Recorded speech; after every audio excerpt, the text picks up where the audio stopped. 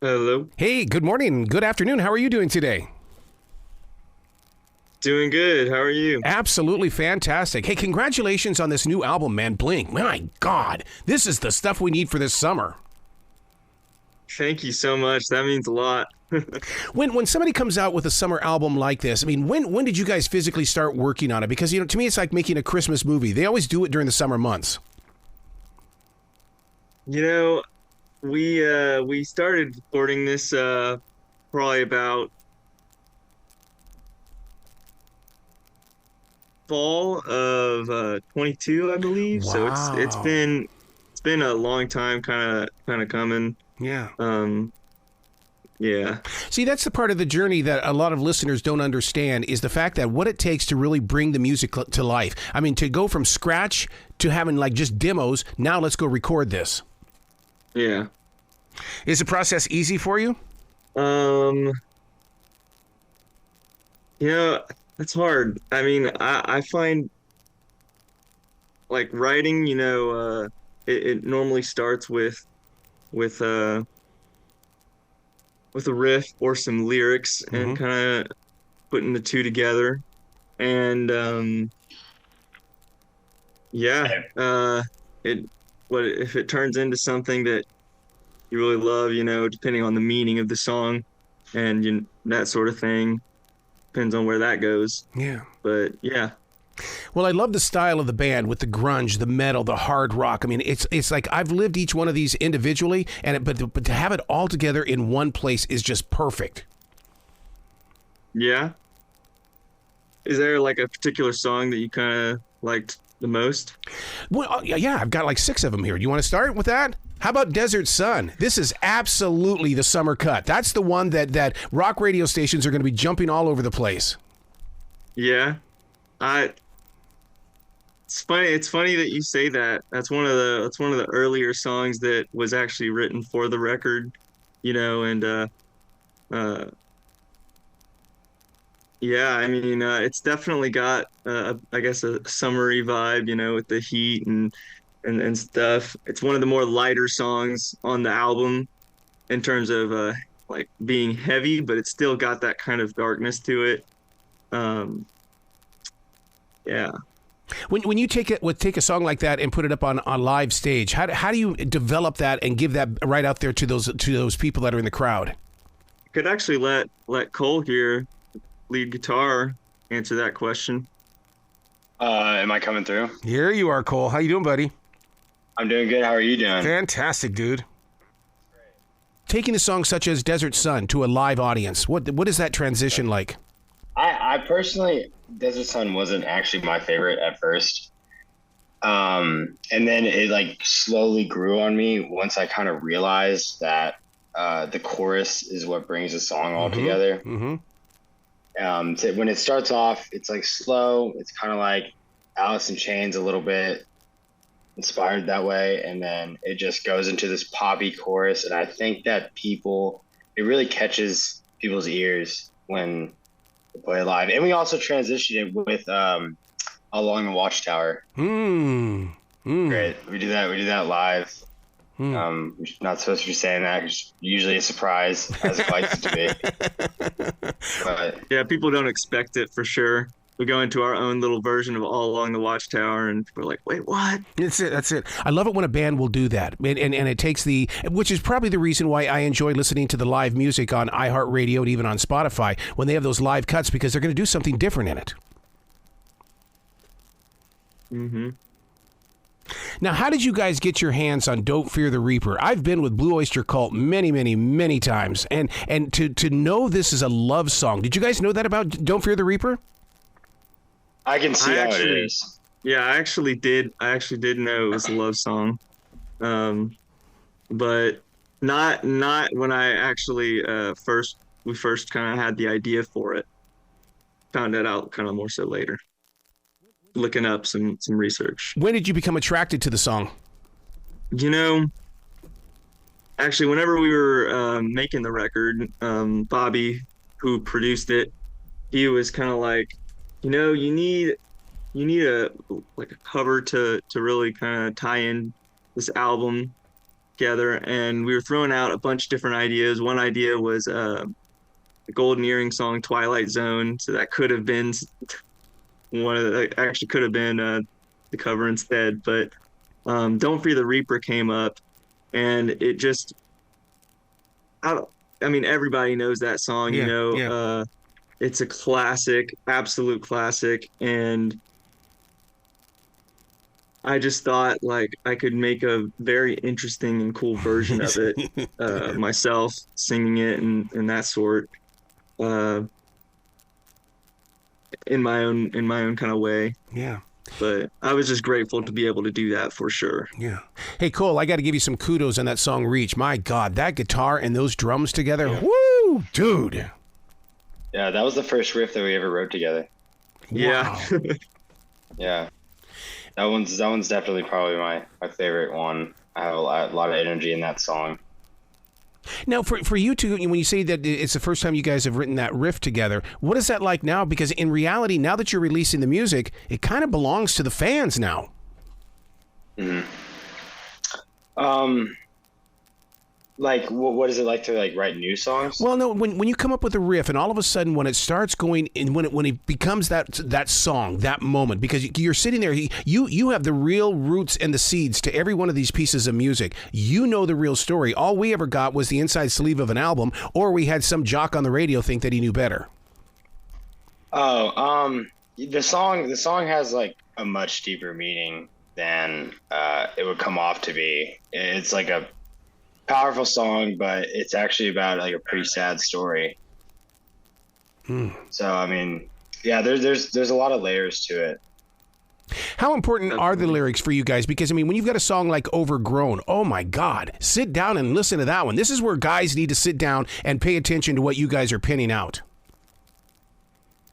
That one definitely has whenever I was writing those lyrics and we kind of put together, it really stood out to me as one of the songs that takes on a bit of a life of its own in terms of the meaning and yeah, just the lyrics. Yeah. But That one has such gnarly lyrics in it. Like the chorus, when I first heard that, I was just like, wow. It's got such, I already knew it had like multiple meanings. Wow. Now, when you guys do your music, I mean, in your own way, do you realize that you're creating your own voice? So many times bands come out and they're always being compared to others. But when listening to this album, it's like, man, there is no other like this. This right here is you. It's you. That though, like people like, I heard someone saying like Incubus and Soundgarden combined. People would just find anything to relate to them. Yeah. You know, so Yeah. I mean, they're just gonna do it no matter what. But I totally think that we have our own voice. I didn't realize it at first because when writing these songs, like I'm always taking influences from other bands, as everyone usually does. Mm-hmm. But I'm glad that it came out as our own voice. Would you say that the South is starting to rise again when it comes to music? Some good classic rock or some good rock is coming out of the South again? absolutely. Yeah, there's a lot of artists breaking out, and I'm just really excited for what the future holds, especially just in rock. Mm-hmm. I mean, I feel like there's really kind of a resurgence for sure. People in our generation, I mean, we're like 21, 20 years old, and it's really like, I mean, everybody I know, I mean, besides scientific like this and older stuff as well. So it's really interesting. But yeah, I think future is bright for sure. Yeah. Have you heard Kublai Khan, Texas? Oh, they're great. They're like a new heavy metal band, and they just like their shows are just insane. And they're in Texas, and it's not even worth explaining because you just got to check them out. But like they're just so powerful on stage. Well, the roots of rock, period, come from Texas. I mean, ZZ Top. I'll go back as even with Waylon Jennings. I mean, man, it's always been there. Pantera. Pantera, exactly. So are you guys going to push the song All I Know to a top 40 radio station? This song has adult top 40 written all over it. That is definitely the song that we were looking at to push real hard for sure. right now, the record just came out, so we're trying to build, but we definitely have our sights on that song, and yeah. Yeah. Cole, how many of these songs get to make it to a live show? Do they all get to go, or do you get to be choosy? Not all of them. We honestly we haven't really been playing Undertow that much. Undertow is actually in a half step up key tuning, so we just, as of right now, we don't really have like all the resources to have like 3 guitars each on stage. We can only make 2 guitar switches right now. We'd love to play Undertow, but that's one that usually doesn't make it. Another one that hasn't made it but is making, not a comeback, but is coming up, is Never Tear Us Apart. We're starting to play that one on stage more, which I love. That song's great. So they're probably those 2 songs, the only ones that don't really make it on stage. And we haven't played Light My Way on stage yet. Light the Way, sorry. Second to Greta Van Fleet. Man, Blink Dog, the way that you talk to me about how you brought this song together, because it opens up so peaceful, and then all of a sudden here comes that guitar and those vocals, and then boom, we're on our way. So yeah, Blink Dog, it's a very interesting song.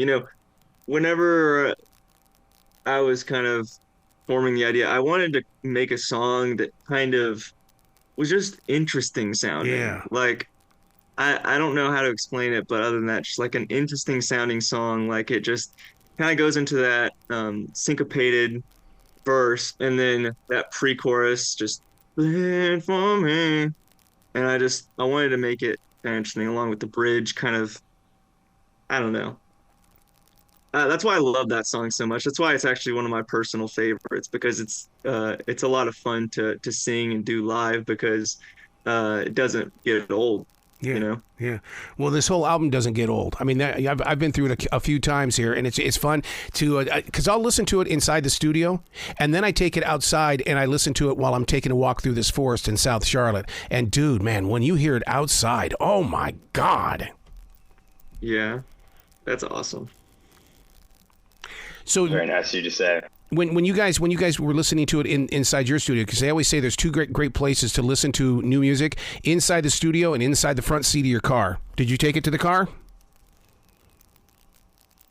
I mean, I took it to the car, and as well as the studio. It's so funny. It's like a commonality, for people when they hear their own voice, they normally don't like it. And that was definitely the case for me when I first heard like a lot of the songs. Just like, man, like I don't like the way I sound, and I was just super critical. But as it's kind of sat and gone on, I've started to, it's grown on me a lot, for sure. And after a lot of the positive feedback, it really makes me feel really good about it. But yeah, I remember listening to, I think one of the first ones that was done is probably like Reach, listening to that in my car, just the guitars and that solo, I was just like, wow. But yeah. How do you guys deal with things like where the listener starts getting their own interpretation? For instance, like the song Light the Way. The notes that I took on this one was, I love the way that they give me enough space to take in the moment. Yeah. So you mean like developing a different meaning from what maybe it was written for? Well, it's to me, music is always in an evolutional stage. I mean, it's like, you guys have your story, and on our side we have a story, and all of a sudden we get moments like this where we can talk, and it's like, oh my God, now I even love this song even more. Yeah.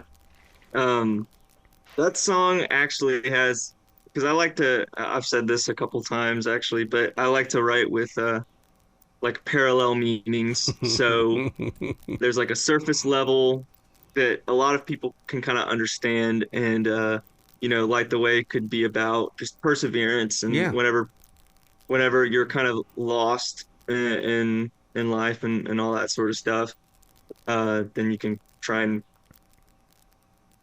find a way and that sort of stuff. But on a deeper level, I either go with like a story that I kind of have, In particular, like the way it was kind of this story about this guy who, and this is kind of like darker, but story about this guy who, put his life into music and um, kept trying, and after it kind of wasn't working, he decided that the only way that it would be successful is if he just offed himself and got the music out there that way, which was it was like an interesting it's like an interesting story to go along with.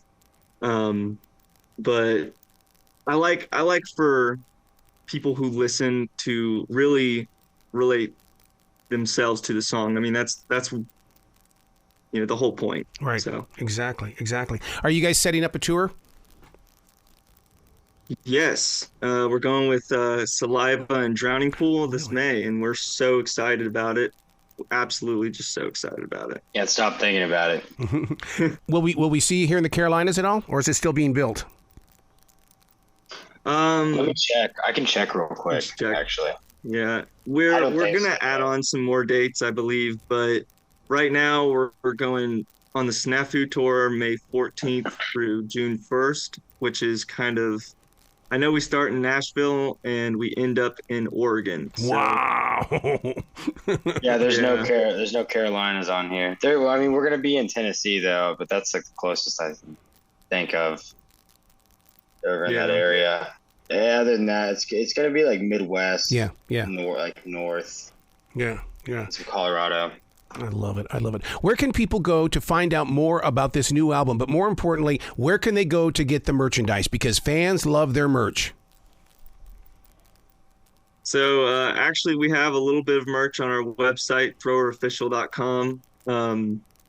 We're getting more, and we're designing and all that stuff. But yeah, if you look on there, there's all sorts of information and a little bit of merch. So if you want to check that out, feel free. Absolutely. Hey, come back to this show anytime in the future. The door is always going to be open for you guys. Thank you. We appreciate you having us for sure. And yes, we're just really excited for what's to come for sure. Well, I'm glad you guys gave yourself permission to do this album. And it took a couple of years, but that's okay. That's okay. We have it now. Yeah. Well, you guys be brilliant today, okay? We will. Absolutely. You too. It was great talking to you. Thank you so much for having us. Thank you. Yeah.